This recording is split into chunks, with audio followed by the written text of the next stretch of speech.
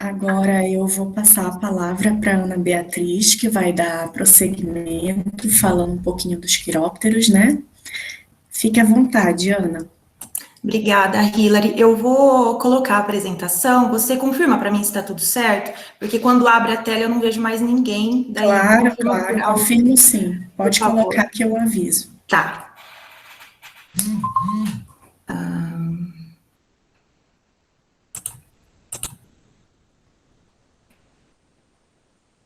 Aqui.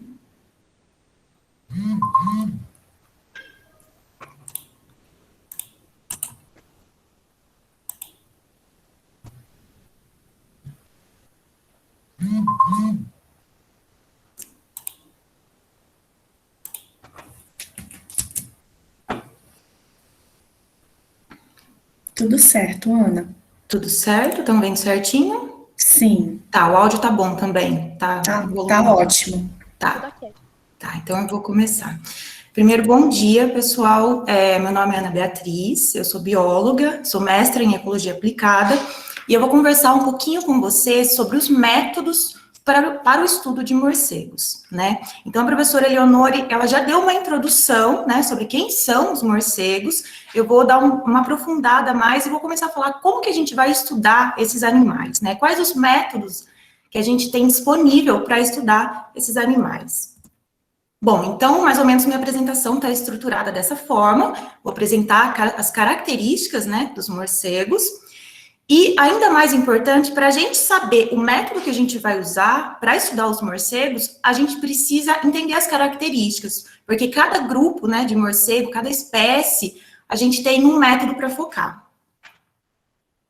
Bom, e antes de começar, eu vou falar também sobre diversidade de espécies, né? É importante ressaltar que sempre a gente tem que ficar de olho quantas espécies tem, porque morcego, assim, cada hora descobre uma nova espécie, cada hora, às vezes, sai um artigo que não era 2 espécies, era uma. Então, é um grupo muito diverso. Tem muita coisa ainda que a gente precisa descobrir, né? Com relação à diversidade de espécies e ecologia desses animais também. Bom, então, no mundo inteiro, a gente tem 1.421 espécies que são distribuídas em 21 famílias, e eles estão presentes em todos os biomas, todos, exceto na Antártida e no Ártico. Mas no Brasil, como a professora Eleonore comentou, a maior diversidade é na Amazônia. Bom, e é a segunda ordem de mamíferos mais diversa do planeta, né? Perde apenas para a ordem dos roedores. E antes de começar ainda, quero explicar para vocês mais ou menos que antes eles eram divididos em 2 subordens, né? Que é a Megaquiróptera, são as raposas voadoras, como a professora Eleonore também comentou, e os Microquiróptera, né? Essa divisão era feita com base na capacidade da ecolocalização, tá? Que eu vou explicar para vocês mais para frente o que é isso. E agora eles são divididos em Impteroquiróptera, né, que inclui aqui esse outro grupo em vermelho, e também as raposas voadoras, e Iangoquiróptera, né, que são esses morcegos menorzinhos aqui. Bom, as raposas voadoras, né, esse que antes era o Megaquiróptera, eles são uma família, né, é a Pteropodidae, são essas raposas voadoras, né, e eles são frugívoros, né? A imensa maioria, se não todos, se alimentam exclusivamente de frutos. São 150 espécies, né, nessa família. Eles habitam ali a região tropical da África, Índia, sudeste da Ásia e Austrália. Eles têm tamanho de médio a grande porte. Têm as orelhas reduzidas, né? Orelhas pequenas e sem o tragus, né? E não tem umas ornamentações faciais ou nasais que os microquirópteras têm, que eu vou mostrar depois também, porque eles não apresentam ecolocalização. A professora Eleonore também, né, deu uma pincelada sobre as raposas voadoras aqui, mas é bom deixar, né, confirmado, porque eu vou trabalhar mais com os microquirópteras, né, os morcegos menorzinhos.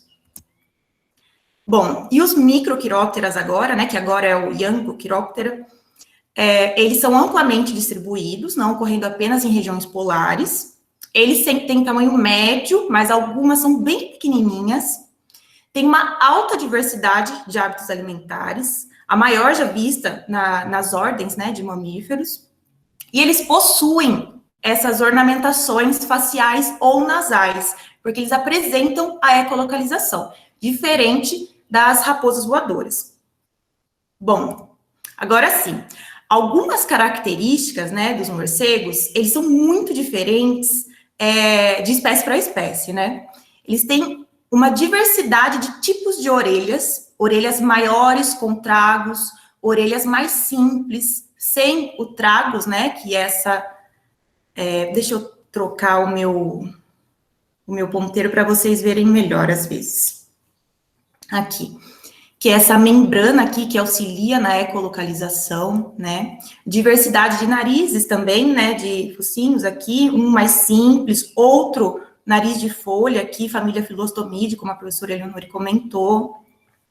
Diversidade de caudas e inserção de caudas, né? Que é aqui essa membrana entre os membros posteriores, chama uropatágio, né? A membrana interfemoral.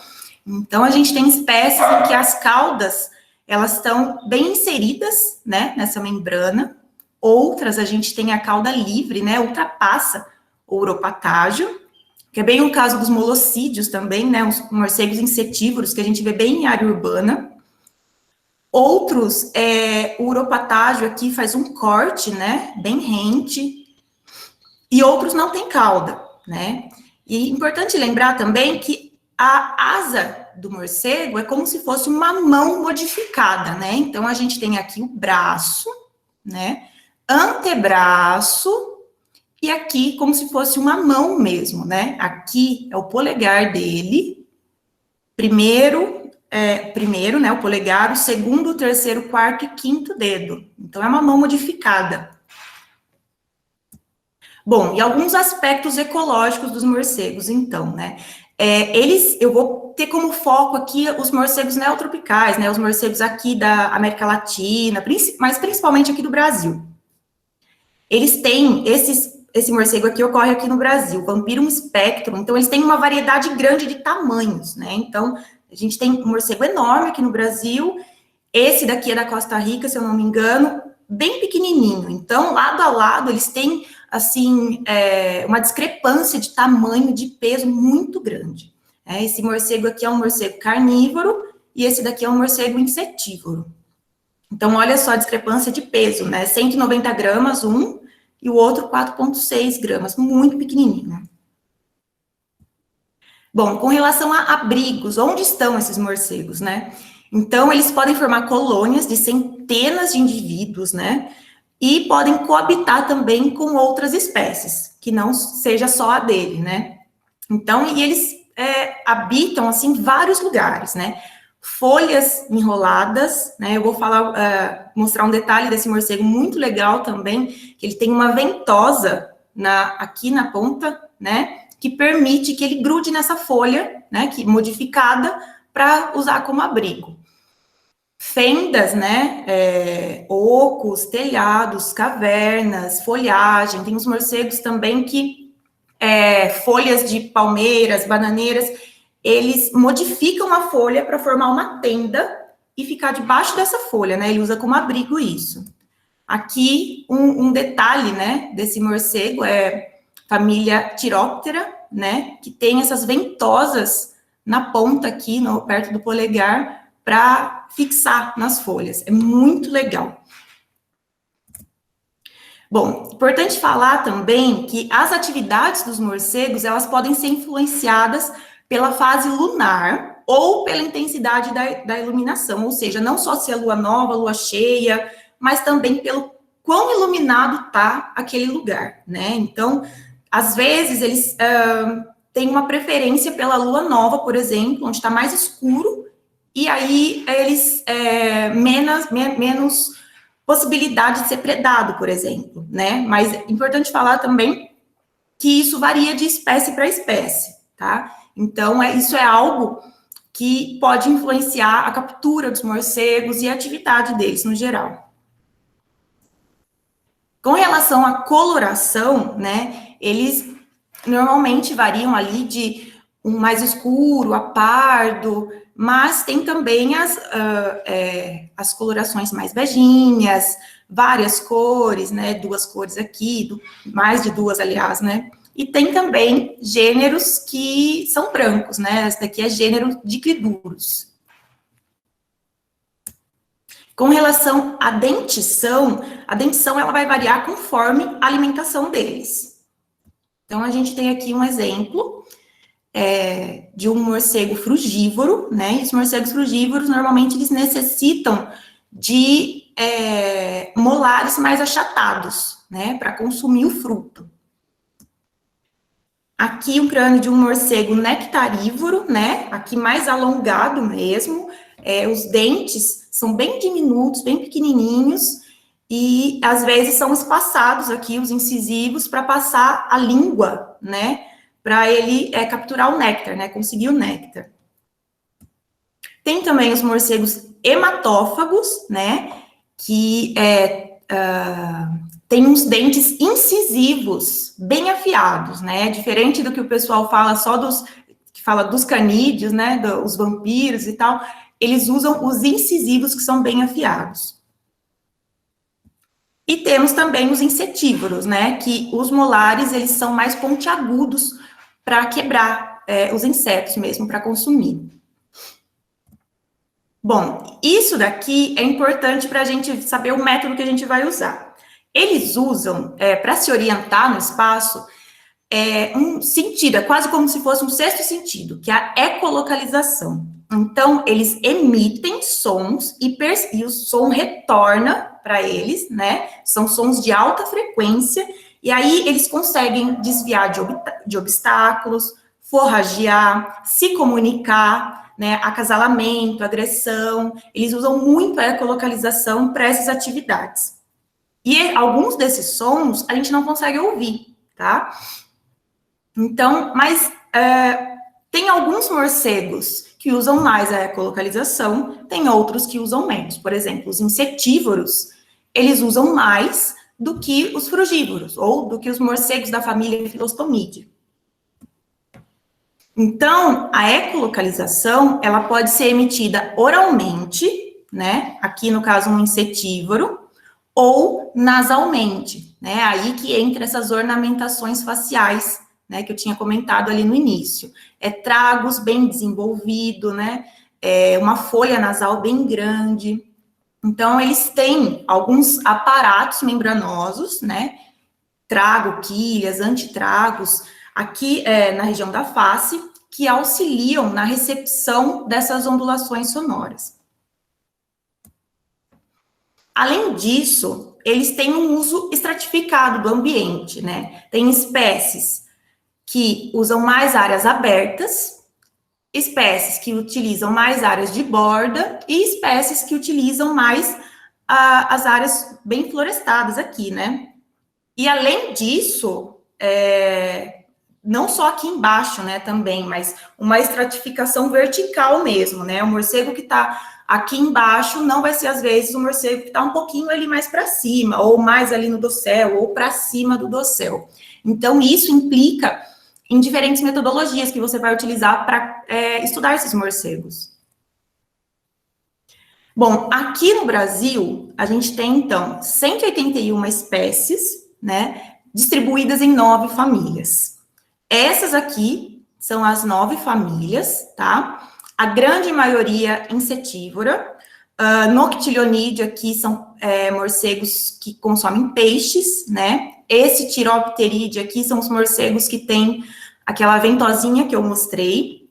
Moloside e Vespertilionide são famílias que ocorrem bastante em área urbana, tá? São insetívoros. E aqui, Philostomide é a família mais diversa com relação ao número de espécies. Eu acho que quase 90 espécies ocorrem nessa família aqui.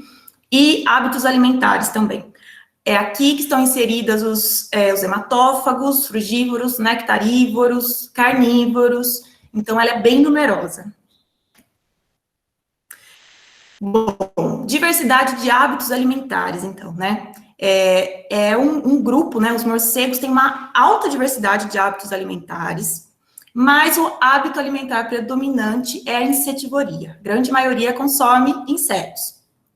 E as espécies que são frugívoras, nectarívoras, carnívoras e as hematófagas, elas estão mais na região tropical ou subtropical, né, por conta mesmo de disponibilidade de recurso, e as insetívoras ocorrem quase em todas as regiões do globo.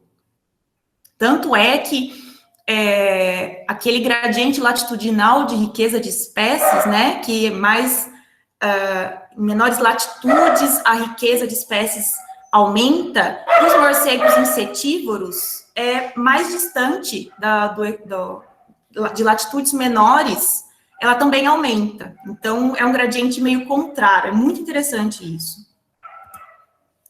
Bom, então os morcegos podem ser carnívoros, né? Eles predam pequenos vertebrados, e dentre os morcegos brasileiros, os carnívoros são aqueles de maior tamanho, como o que eu falei, o Vampirum spectrum, né? Tem o Crotópteros auritus também, que é o segundo maior aqui do Brasil.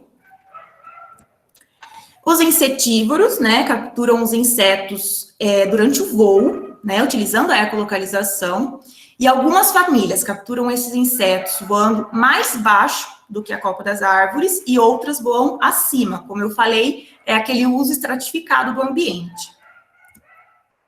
Bom, a gente tem também os onívoros, né, que se alimentam de insetos, pólen, néctar, frutas e, às vezes, pequenos invertebrados. E os piscívoros, né, que é muito interessante, que eles se alimentam de peixes, né. Eles possuem uma garra muito forte aqui, né, e eles vivem perto de cursos d'água. Então, com a ecolocalização, eles conseguem perceber a presença do peixe, né, na lâmina d'água, e eles passam, dão um rasante ali na lâmina d'água e capturam esse peixe com os pés. É esse daqui. O pessoal fala, o nome popular dele também é morcego bulldog, algo assim. E a gente tem, dentre, aqui falando do Brasil, 181 espécies de morcegos, a gente tem 3 hematófagos, tá? E eles se alimentam de sangue de mamíferos ou de aves, né? Dependendo da espécie aqui. São 3 gêneros e 3 espécies. Os 3 estão dentro da família Philostomidae, tá? Esse daqui, Desmodus rotundus, ele é o mais comum, tá? E ele costuma consumir sangue de mamíferos, né? Coloquei aqui doméstico, mas eles estão muito presentes em áreas rurais, né? Mas por conta da disponibilidade de recursos mesmo, mas em áreas bem florestadas, eles consomem sangue de capivaras, antas, outros mamíferos, né? Grandes mamíferos. E a gente tem esses 2 hematófagos aqui que consomem sangue de aves, tá? E diferente do que, às vezes, o pessoal tem um pouco de medo ou fala, eles não atacam no pescoço, como as histórias falam, né? Eles chegam bem devagarzinho, né, perto da presa, ou o mamífero, no caso do Desmodus rotundus, ou aves, né, no caso desses outros 2, com os incisivos, eles tiram um pouco a pele daqui desse animal, começa a sair o sangue, a saliva dele é anticoagulante, e ele começa a sorver esse sangue, né? É dessa forma. Então, tem muita, como a professora Eleonore comentou mesmo, muito mito, muitas lendas que rondam esses morcegos, né? Mas eles não são tudo isso também, não é desse jeito, né? A grande maioria, como eu falei, é insetívora, né? Consomem toneladas de inseto, ou frugívora, né? Que é grandes dispersores de sementes, como eu vou falar agora. Aqui, um exemplo de morcego frugívoro, carregando um fruto, né? Eles se alimentam, então, essencialmente de frutos, e são essenciais na regeneração, né? E na diversidade das florestas tropicais. Alguns pesquisadores dizem que eles são um dos grupos, né? Os morcegos mais importantes na dispersão de sementes, porque eles levam o fruto da planta-mãe para longe dela. Então, isso é essencial na sobrevivência daquela semente. E a gente tem também os morcegos nectarívoros, né, que se alimentam de néctar. E eles têm esse rosto mais alongado, né, uma língua bem comprida e pelos faciais, aqui exemplos, né, e corporais que são especializados para transportar o pólen de uma planta para outra, né? E algo bem legal é que a agave, por exemplo, que é a planta da tequila, né? Com a agave se faz a tequila, ela é polinizada exclusivamente por morcegos nectarívoros, né? Então, tem até projetos no México de conservação desses morcegos, porque sem eles não teria a qualidade de tequila, né? Então, é muito importante para o setor econômico mesmo, né? A polinização. Tanto a polinização quanto a insetivoria que eu já falei, por exemplo, porque os morcegos insetívoros retiram pragas de lavouras, de plantações, então eles são muito importantes com relação a isso, né? Bom, tá, então eu falei um pouquinho das características dos morcegos, mas como que a gente vai estudar eles? A metodologia que você vai usar depende do objetivo do seu estudo e das características das espécies que você quer estudar, né? Então, qual é a sua pergunta? Dependendo da sua pergunta, você usa um método ou outro. Importante, antes de tudo, né? Se você for utilizar um método que captura o morcego na mão, você precisa da vacina antirrábica, né? E mesmo quem já tem a vacina precisa fazer a sorologia anual, né? Que é para você saber se tá tudo certo com a vacina, se você precisa de dose de reforço, né? O SUS disponibiliza essa vacina. Normalmente, o pessoal que faz pesquisa leva uma declaração do orientador, do pesquisador e tudo mais, nos locais de vacinação, você consegue vacinar tranquilamente. E, além disso, depois de vacinado, se você for capturar um morcego, né, utilizar métodos que capturam, você precisa utilizar luvas, né, de raspa de couro para conter esse morcego. Bom, os métodos, então. A gente tem esse método que chama ARP Trap, tá? É a armadilha de arpa. É um método pouco convencional. Eu nunca usei e eu nunca vi ninguém utilizando também, mas tem, né? Importante mostrar. O que é isso? É como se fosse uma harpa mesmo, né? Então, é um quadrado de alumínio, como vocês estão vendo aqui, linhas de nylon, duas fileiras de linhas de nylon, que são dispostas intercaladas, né? E uma lona aqui embaixo, né? Um saco de lona aqui embaixo. Então, o morcego vai passar voando aqui e vai bater em uma linha ou na outra, porque vai estar intercalada, e vai cair. Então, aqui tem uma foto, aqui. Quando ele cai nessa lona, ele não consegue voar, porque ele precisa de um ponto de apoio para alçar voo, né? Para se jogar e conseguir voar. Então, ele acaba ficando por aqui. Os pontos positivos desse método é que você consegue coletar dados biológicos, você consegue fazer a medição de antebraço, você consegue coletar fezes, coletar écto, coletar pólen. Eu vou falar como coleta esses dados depois, tá? Você consegue marcar esses indivíduos com anilhas, por exemplo, para talvez recapturar se você for fazer algum estudo populacional. Os pontos negativos é que ele é um pouco mais caro, né, quando comparado com a rede de neblina, por exemplo, que eu vou falar mais para frente. Demora para montar, é uma armadilha mais pesada, né?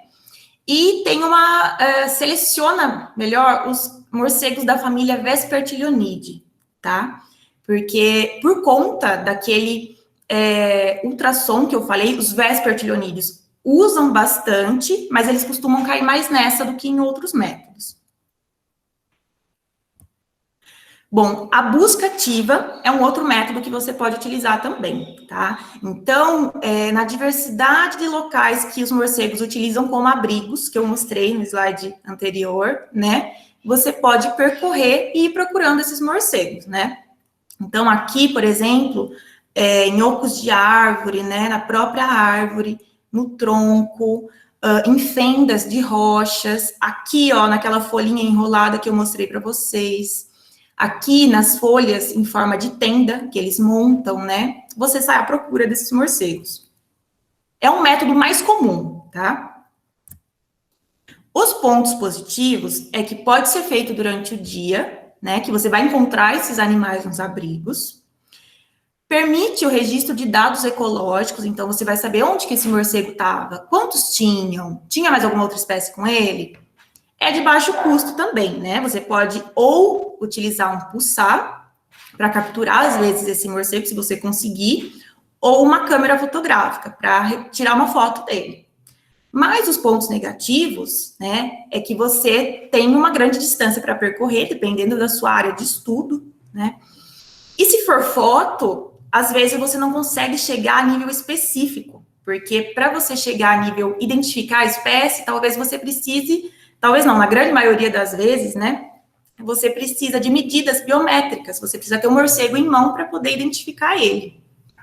E se tirar foto também, você não consegue dados biológicos no sentido de coletar fezes, ectoparasitas, pólen. Mas tudo, como eu falei, depende do que você quer estudar. Além disso, a gente tem um monitoramento bioacústico, né? Então, a gente tem o monitoramento ativo e o monitoramento passivo.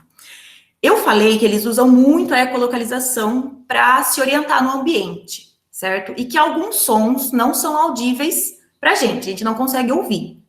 Então, esses aparelhos, eles conseguem detectar esse som e a gente consegue analisar esse som, né, para descobrir qual espécie que está emitindo aquele ultrassom. Então, o monitoramento ativo, você pega o equipamento e vai percorrer trilhas, vai em pontos, e você vai ligar ele e vai gravar o morcego que está passando ali em cima de você, né, ou ali na área. O monitoramento passivo, o pesquisador vai na área, coloca, né, esse equipamento em algum local e programa ele para começar a gravar a partir de um dado momento. E aí ele grava de 10 em 10 minutos, a cada meia hora, depende do que o pesquisador quer, né? Então, o que sai, né, desses gravadores?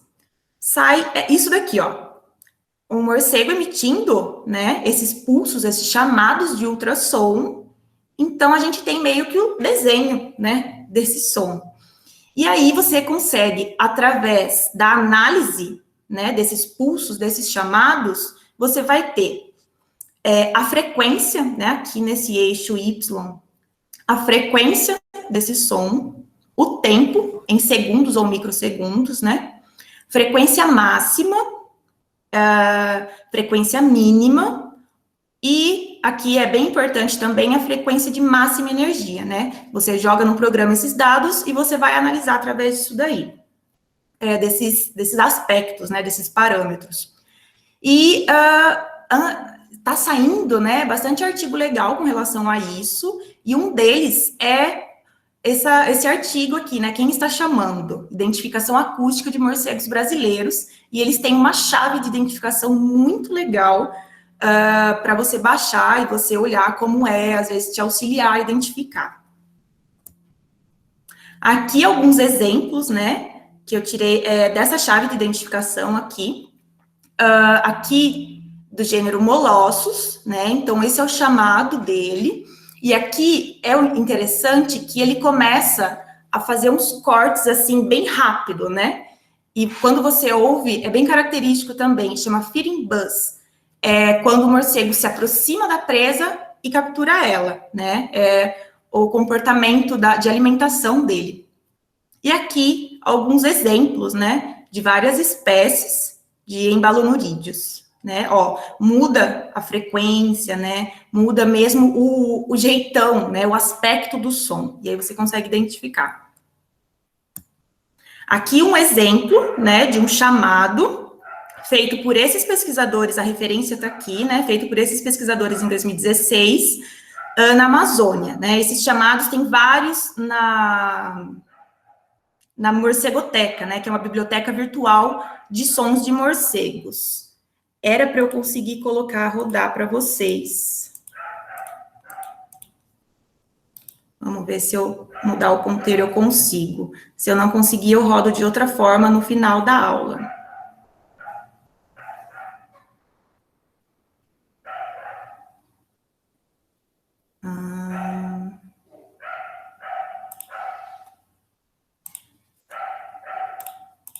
Não rolou. Depois eu vou rodar para vocês ouvirem como é esse chamado. Ah, rodou.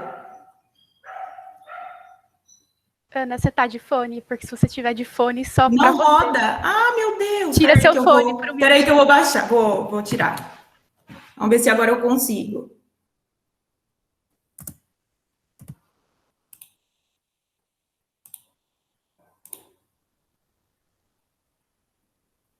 Não, né? Não. Ai, sempre dá problema vídeo em apresentação, não sei por que invento, mas eu vou mostrar para vocês no final, que é muito, muito legal, muito interessante ouvir som. Enfim. Vou dar andamento, depois eu volto e mostro para vocês como que é esse som que a gente ouve, a gente não ouve, né, sem o aparelho, mas quando a gente grava e coloca nesse programa, a gente consegue ouvir e detectar a espécie. Bom, e esse monitoramento acústico, então, ele está sendo muito utilizado não só na pesquisa, como também na consultoria ambiental, né? Saiu até esse artigo aqui, né, Diretrizes para Estudos de Impacto de Parques Eólicos sobre Morcegos no Brasil, porque o que acontece? Esses locais, né, com os parques eólicos, eles têm essas pás que rodam e pode impactar os morcegos insetívoros, aqueles morcegos que voam em espaço mais aberto, como eu havia comentado, né?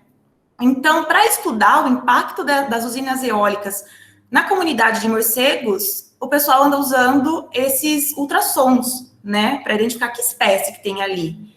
E, enfim, então, interessante falar, não só na pesquisa, mas também na consultoria ambiental. Bom, os pontos positivos é que você consegue o registro de espécies que é difícil capturar, né?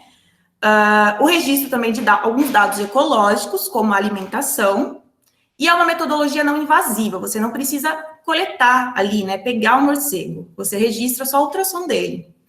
Os pontos negativos é que você não consegue material biológico, né? Fezes, recto. Você não consegue marcar os indivíduos, né, para fazer, às vezes, o monitoramento ali populacional. Existe uma certa dificuldade na identificação de morcegos filostomídeos, né, que é aqueles que têm a folha nasal, porque eles utilizam um pouquinho menos a ecolocalização, então não é tão marcada a ecolocalização deles. Até tem um artigo de identificação de morcegos filostomídeos, mas é muito difícil. É mais fácil você identificar as espécies de outros grupos, né, de outras famílias. É uma metodologia mais cara também, quando comparada com outras, né? Estão sendo desenvolvidos gravadores um pouco mais baratos, mas ainda assim, né? E tem um tempo para identificar os chamados. Se você vai para campo e você usa uma rede de neblina, por exemplo, você já sai com seu caderno de dados. Mas se você vai com o gravador, você vai perder um tempo ali para identificar os chamados. Não é só o tempo do campo, né? É o tempo de identificar que morcego que era aquele. E a rede de neblina, né?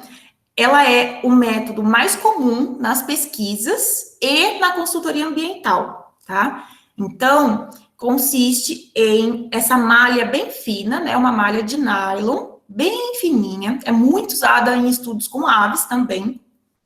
Então, com o auxílio de duas hastes aqui, né, você monta essa rede, ela tem guias aqui, e quando você monta ela, ela forma essas bolsas aqui, né, como eu tô mostrando aqui no desenho. Então, o que acontece? O morcego, quando tá voando, ele bate nessa rede e cai, né, e a gente consegue capturar ele, tá? Aqui um exemplo, o morcego caiu na rede e capturou. Bom, e elas podem ser montadas em vários lugares, né? E tudo vai depender do seu objetivo de estudo. Aqui, por exemplo, margeando uma lagoa, né? Você pode montar em sequência, um conjunto aqui em sequência, pode montar em Y, né? Quando passa para cá, por cima de riacho, né? Nas trilhas também, né? Bom, os pontos positivos é que ela tem um baixo custo quando comparado com os outros, né? Elas são mais leves, mais compactas também. é fácil transportar e montar,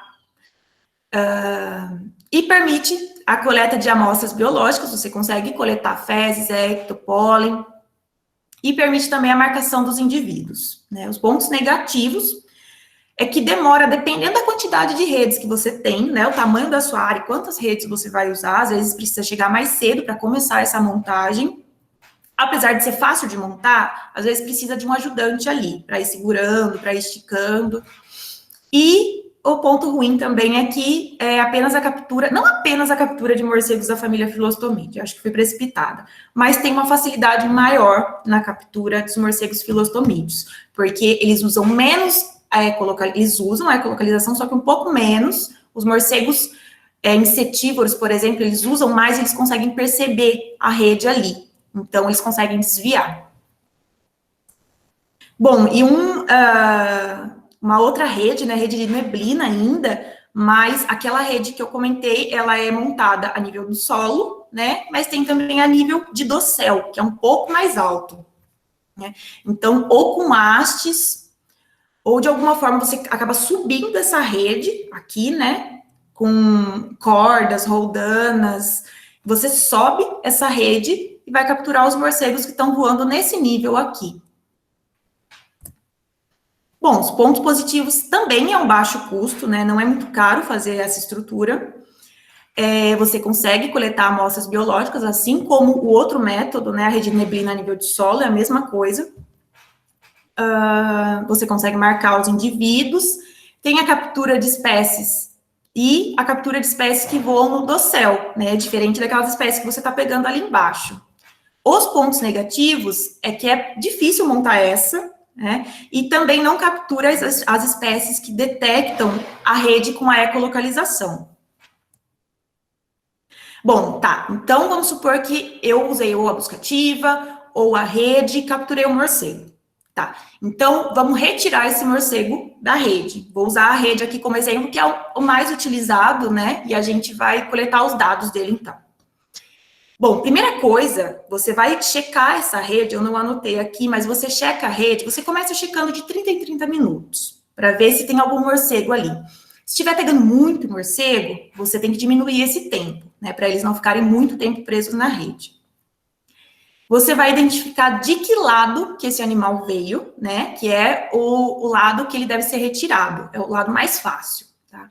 Então, a gente tem as guias que formam essas bolsas. Então, dependendo de que lado que ele tá, você consegue identificar de que lado que ele veio. Às vezes tá tão embramado, mas se você olha a guia, né? Se o morcego tá aqui, ele veio para cá. Se o morcego tá aqui, ele veio voando para cá. Não deu para entender muito bem, eu acho que seria bom uma imagem com relação a isso. Mas é mais ou menos por aí, né? Então, esses morcegos, eles devem ser retirados pelo membro posterior e, por último, as asas, tá? É mais fácil desse jeito também. Ele acaba meio que se mexendo e vai soltando ali. Às vezes, se tá muito embramado, muito, às vezes precisa cortar um pouquinho, né? A rede. Mas, tendo um pouquinho de paciência, um pouquinho de calma, consegue retirar ele sim. Bom, a contenção dos morcegos, então. Ou com as asinhas mais para trás, aqui, como nessa foto, né? Ou em forma de gancho, aqui no antebraço, né? Pegando aqui no antebraço. Aqui, para a gente retirar o que precisar medir, né? Identificar qual espécie que é. Não é legal pegar muito aqui na pontinha da asa, né? Não aqui em forma de gancho, mas na pontinha da asa. Porque ele pode se mexer, se debater e acabar quebrando algum ossinho, né? Então, não é legal. O mais confortável, o mais seguro, tanto para você quanto para ele, é pegar por aqui, né? Bom, aí a gente coloca ele em sacos de algodão, tá? Ele dá uma acalmada também e a gente vai pesar ele com uma pesola. Você pesa o saco com o morcego dentro.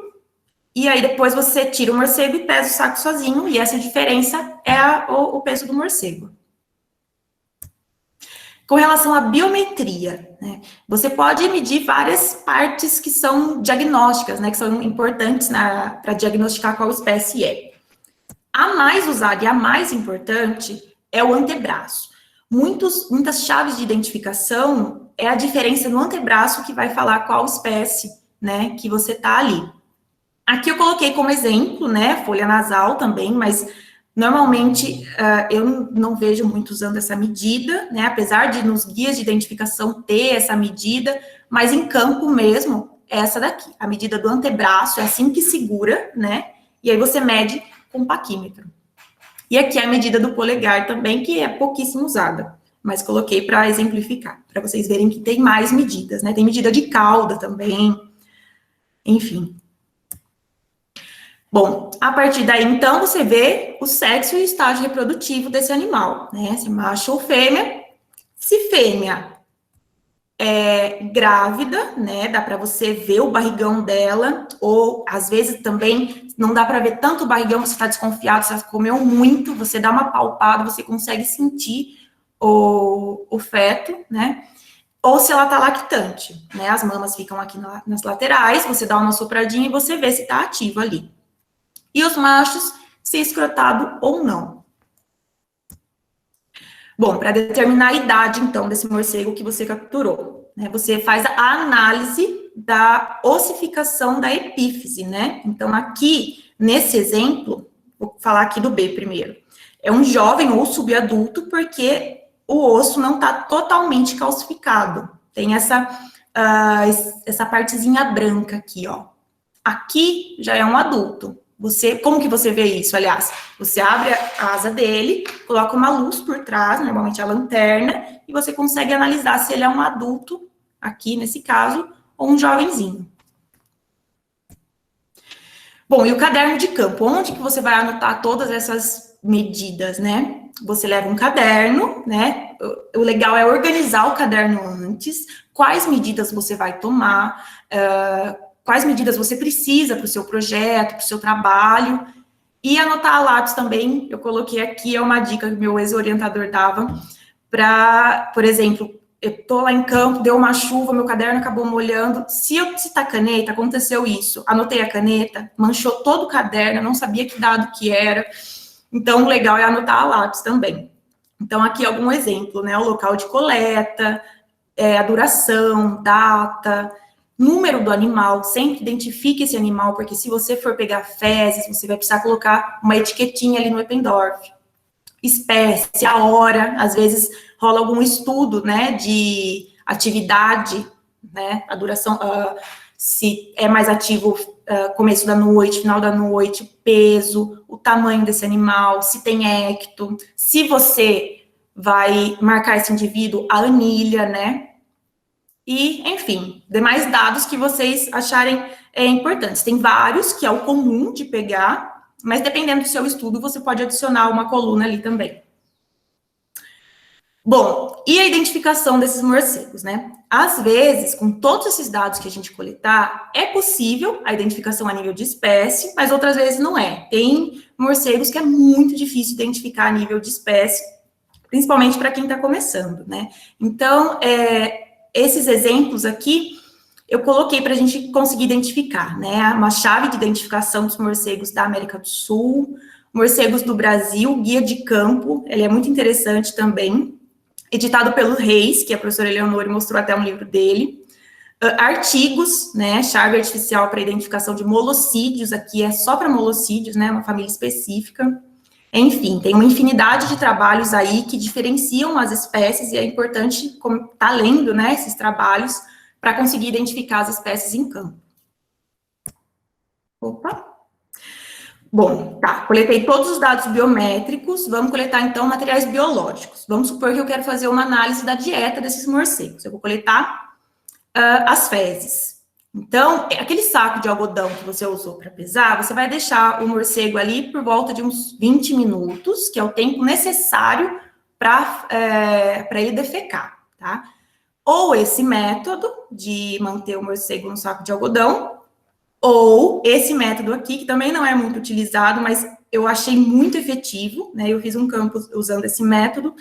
Aqui está montada uma rede de neblina, e você coloca uma lona embaixo dessa rede. Então, quando o morcego bate na rede e cai, ele acaba defecando ali. Então, você vai com o Eppendorf, né, você vê o morcego, vai com o Eppendorf e coleta essas fezes. É muito efetiva, conseguir coletar mais fezes com a lona do que com esse saco aqui de algodão. E aí, você coloca essas fezes nesse microtubo, né, com álcool 70, e aí, ou com álcool 70 ou com glicerina, depende do objetivo do seu projeto.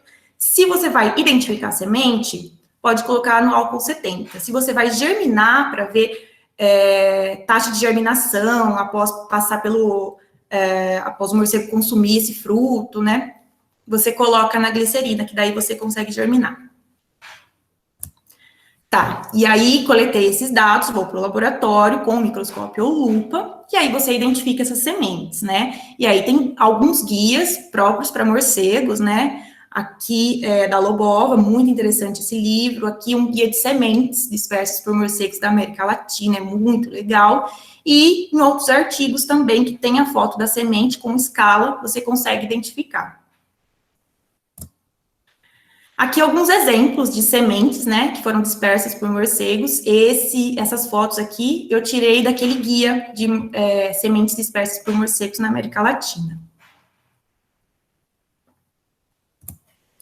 Tá, então eu não quero estudar exatamente morcegos frugívoros. Ah, esqueci de falar também. Esse método de coletar fezes, eu posso coletar também de morcegos insetívoros, tá? A maioria dos trabalhos que eu vejo é com os morcegos frugívoros, né? Tem uma certa facilidade em identificar essas sementes. Mas se eu coletar um insetívoro e quiser ver, talvez, analisar as fezes dele, é o mesmo método também, só que aqui você utiliza outros trabalhos para tentar chegar em alguma identificação de quais insetos aquele animal comeu. É mais incomum esse tipo de análise. Eu não vi muito e eu tentei identificar, já tive uma certa dificuldade. Mas é uma área aí, é uma opção, né? Um pólen agora. Eu quero estudar os morcegos nectarívoros, né? Super legal.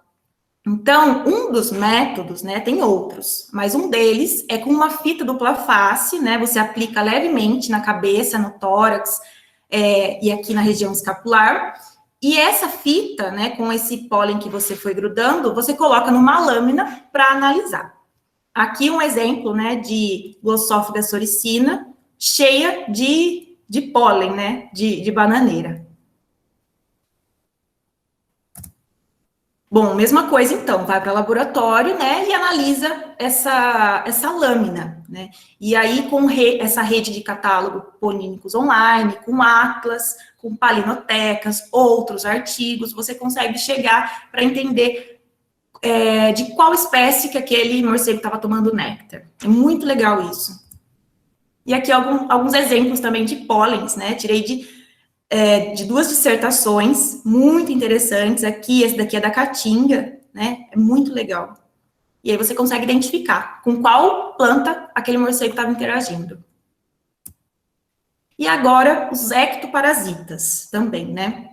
Então, com aquele morcego que você pegou na rede, na busca ativa, enfim, com aqueles métodos que eu já comentei, que permitem a coleta desses materiais, você faz uma inspeção e coleta os ectoparasitas com pinças. Então, você segura o morcego, aí você vai dando uma sopradinha ali nos pelos deles, e aí você já começa a ver uns ectoparasitas correndo, tira com a pinça, coloca no microtubo com álcool, com a identificação do morcego, né? E mesma coisa, vai para microscópio ou lupa e você consegue identificar qual é a interação antagonística que está acontecendo ali. Aquele morcego está infestado com qual ectoparasita, né? E é uma área também que vem crescendo bastante. Quando eu fiz campo, a gente coletou ectoparasitas e descobriu muita coisa legal. Bom, e outras fontes para aprender mais sobre os morcegos brasileiros, tem esses dois livros, né, História Natural dos Morcegos Brasileiros, esse é o mais recente, tem chave de identificação de espécies, mas, além disso, né, tem muita informação sobre história natural, né, não só para você identificar, é muito interessante. Morcegos do Brasil, também é bem legal, e assim como tem a Sociedade Brasileira de Mastozoologia, tem também a Sociedade Brasileira para o Estudo de Quirópteros, a SBEC. E ela também organiza eventos, às vezes, junto com a Sociedade Brasileira de Mastozoologia, e organiza também lives com especialistas falando sobre os morcegos, né? Cada live tem um tema e traz um especialista, então é muito legal. E tem as redes sociais também, enfim.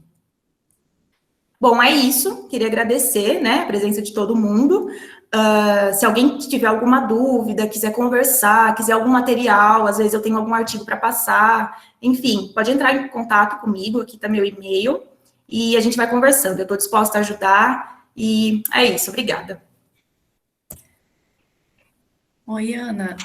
Oi. Tem uma pergunta no chat, aí você pode ir para a apresentação. Tá, peraí.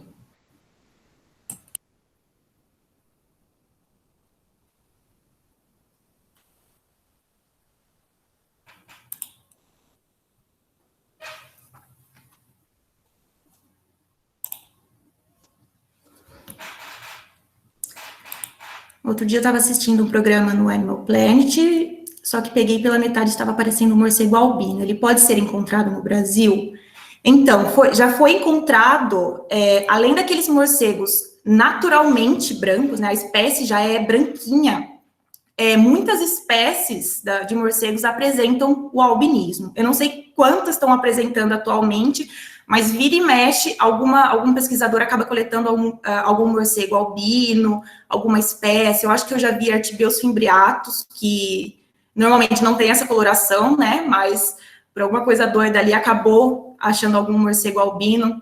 Tem outros também que só tem algumas partes brancas, né, na questão genética mesmo, né? Não diferente daqueles dicriduros que já são naturalmente brancos.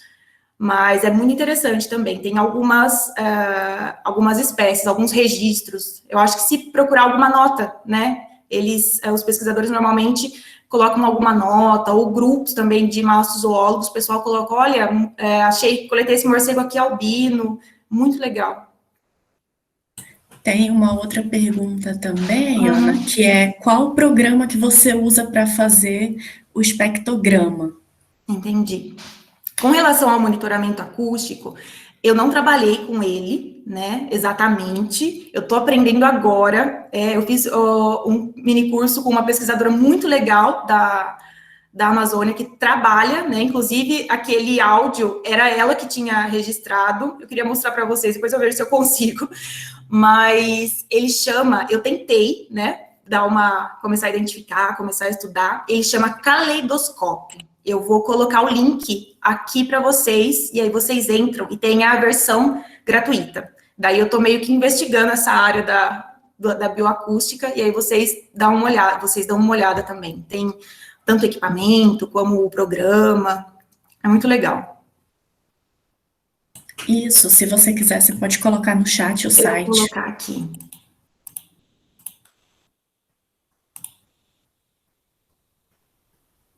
Espera aí que já vai. Esse. Aqui.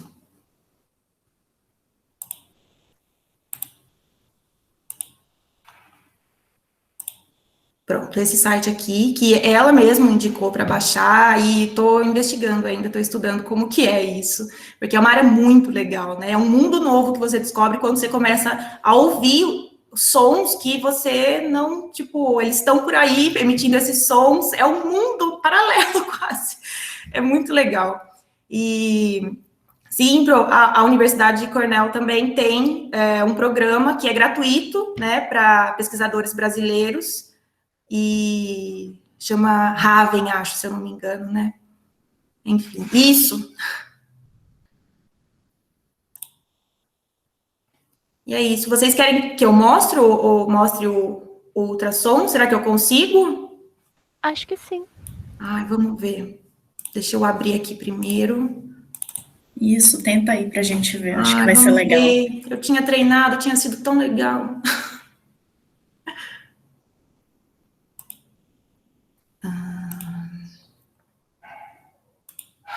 Vou tirar o fone.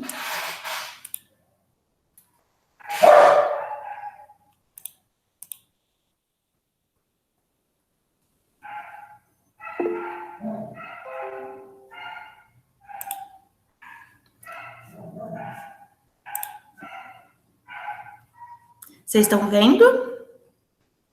Estamos vendo o seu slide. Isso. Estão vendo o slide do som? Sim.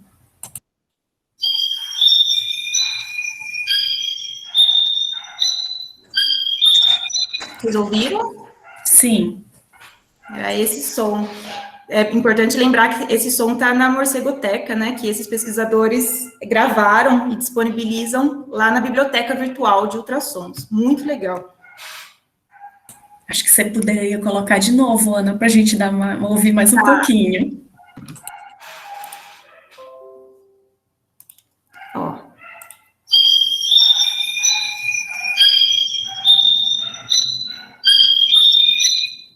Legal, né?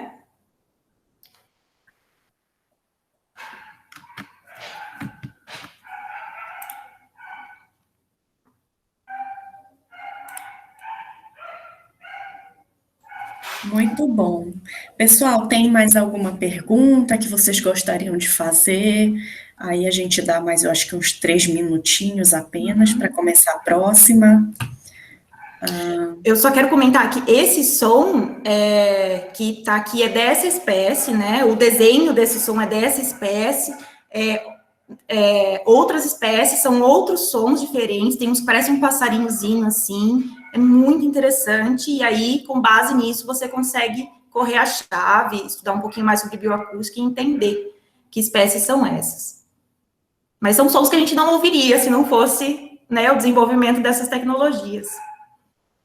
Apareceu mais uma pergunta, Ana, no chat. Existem espécies que vivem em áreas urbanas? Se sim, elas vivem em grupos? Então, em áreas urbanas, existem muitas, eles estão bem adaptados, né? Algumas espécies, aliás, estão adaptadas em áreas urbanas, especialmente os molosídeos, que são insetívoros, vespertilionídeos, que são insetívoros também, e os frugívoros, que a gente até consegue ver em praça, né? Em praça que tem árvore com frutos, a gente consegue ver dando rasante, sobrevoando ali. Ou também, se você tem, tipo, um bebedor d'água, daqueles de beija-flor, na sua casa, às vezes, se você for à noite, você consegue ver um morcego nectarívoro ali. É muito interessante. E eles podem viver se for, assim, uma casa mais abandonada, ou prédios também, eles conseguem entrar nas frestas e ter colônias ali, né? Ou viver alguns. Mas é importante mencionar que, às vezes, né, o pessoal tem problema com se tem um morcego no telhado. A solução é fechar as frestas, né? Quando o morcego sair mais à noitinha, fecha as frestas, cuida disso, porque mesmo se você tirar dali, outro vai aparecer. Então, tem toda uma questão de como fazer o manejo desses animais, caso eles estejam criando algum problema. Mas é só benefício também, né? Porque eles capturam muitos insetos que são nocivos, né, de interesse sanitário. Então, tá ali fazendo bem só, dispersando semente, comendo inseto, é tudo de bom. Ana, tem uma pergunta. Como depois do começo da pandemia, né, justamente apontando o dedo para os morcegos como um dos culpados, né, as pessoas, né, no geral, qual o procedimento que o pessoal dos morcegos está fazendo agora para trabalhar com morcegos? Entendi. Saiu uma nota da SBEC, né, que eu mostrei, da Sociedade Brasileira de Estudo de Quirópteros. No começo, eu não sei como está agora, mas no começo recomendando que não fizesse campo coletando os morcegos, não por conta deles transmitirem alguma coisa para a gente, né, mas com relação ao coronavírus, digo, mas é porque não se sabia como era o comportamento se a gente tivesse com o coronavírus, de transmissão para eles, né, também. Então, tem toda essa preocupação. Aí, hoje em dia, a recomendação vai para campo com a luva, com a máscara, né, certinho, a luva que sempre tem que ser usada, independente de pandemia ou não, e a máscara, até saber como que é o comportamento, né, porque é tudo muito novo. Então, para resguardar tanto eles quanto a gente, a recomendação da galera dos quirópteros é essa daí. Ok, obrigada. Imagina. Maravilha. Apareceu outra pergunta, Ana, no chat. Peraí, deixa eu abrir. Eles realmente ajudam a quebrar a dormência das sementes após consumir os frutos? Eu li alguns estudos que sim, né, que ainda é meio que algumas espécies sim, algumas espécies de plantas, digo, são beneficiadas, outras não, mas o geral é que eles ajudam no sentido de levar a distância, né, da planta-mãe até outro local. Mas sempre é feito algum estudo ali, que às vezes algum estudo registra que acelerou, outros que não, mas como senso geral que eles têm um benefício grande com relação a isso. Os morcegos frugívoros também consomem, sim, também consomem os frutos exóticos. Mas a maioria, né, dos frutos que os morcegos frugívoros consomem, eles são de plantas pioneiras. Então, mesmo em áreas degradadas, é muito comum você encontrar elas. Então, eles têm uma preferência por essas frutas, as frutas pioneiras, né? Tanto é que é bem marcado uma relação entre gênero de morcego e gênero de fruto. Por exemplo, carolia gosta muito de fruto de píper, né? Que eu não tenho uma foto agora aqui, mas são umas bagas assim, bem fininhas. Eu acredito que primata também deve comer, mas eles têm assim, adoram. E outros artibeus consomem frutos de ficus. Então, são plantas que estão bem distribuídas. Eles têm essa preferência. Sim, frutos de imbaúbas também, eles gostam muito. Manga, carambola, e também as nativas. É muito legal. Alguém tem mais alguma pergunta?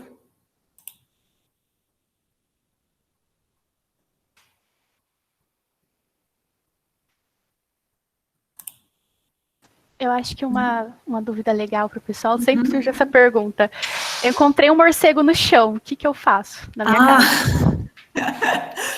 Primeira coisa, não tenta manusear ele, né? Se você não tiver vacinado, não tenta manusear, porque você não sabe o porquê que ele tá ali, né? O que aconteceu, o que aconteceu para ele estar ali.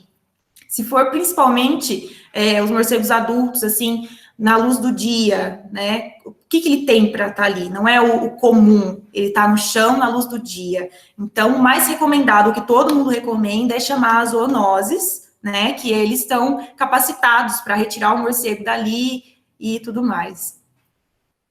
O ideal é não tocar.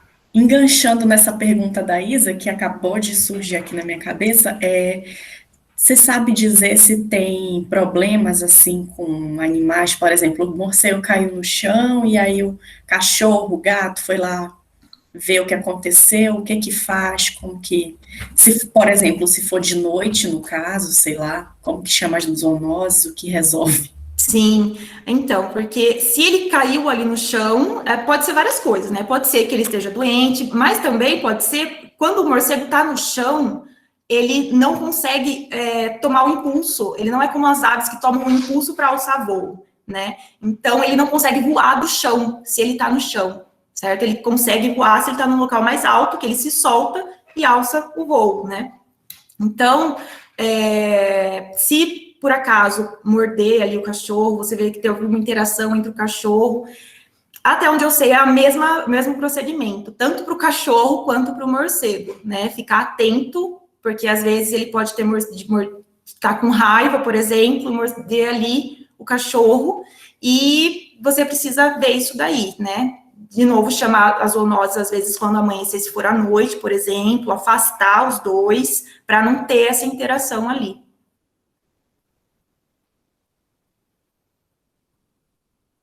Enfim, mas o recomendado mesmo é, assim, se você não tem vacina, se você não trabalha com isso, é manter afastado, chamar quem está trabalhando, as zoonoses, né, para evitar algum tipo de algum tipo de mordida, né? Mas é importante lembrar também que a raiva, ela pode ter em qualquer mamífero, né? Não só os morcegos. Os morcegos ficaram marcados com relação a isso, mas todos os mamíferos, né? Vários animais. Então, não é porque e você viu um morcego, tem um morcego ali na sua casa, que ele tá transmitindo a raiva, certo? Mais uma coisa que eu acho super interessante, Ana, quando eu estagiei no Instituto Evandro Chagas, tinha um pesquisador que trabalhava, né, com doenças de morcegos e tudo, e eu não sabia até então que existia, nem sabia que existia, na verdade, que hepatite E existia e que era transmitida por morcegos. Então, acho que é uma coisa bem legal Olha que de interessante. se comentar.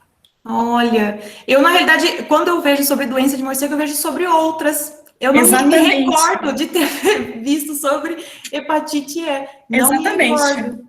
Pois é, Olha menina. que Eu só, interessante. só comentando porque às vezes eu não fazia ideia, né? Só soube porque eu realmente fui trabalhar lá com ele, né? E aí acabou que. Ah, sim.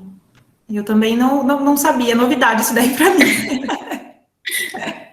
O morcego é um mundo, assim, enorme. Cada dia se descobre coisa nova. Então, nunca você terminou de saber tudo, sabe? Você sempre, é sempre uma coisa nova descobrindo. Sim, em relação à questão da dispersão de sementes, também eu tenho uma dúvida depois, mas eu vou mandar para você no particular. Tá. Aham. Precisarei das suas ajudas aí com Tá. a identificação. Obrigada. Imagina. Gente, se não tem mais nenhuma dúvida, eu acho que a gente pode dar uns 3 a 4 minutinhos só para começar a próxima palestra, para a gente não ficar também muito naquela, né? Para relaxar um pouquinho. Tudo bem? Voltamos então às 10h34, pode ser? Pode ser. Combinado.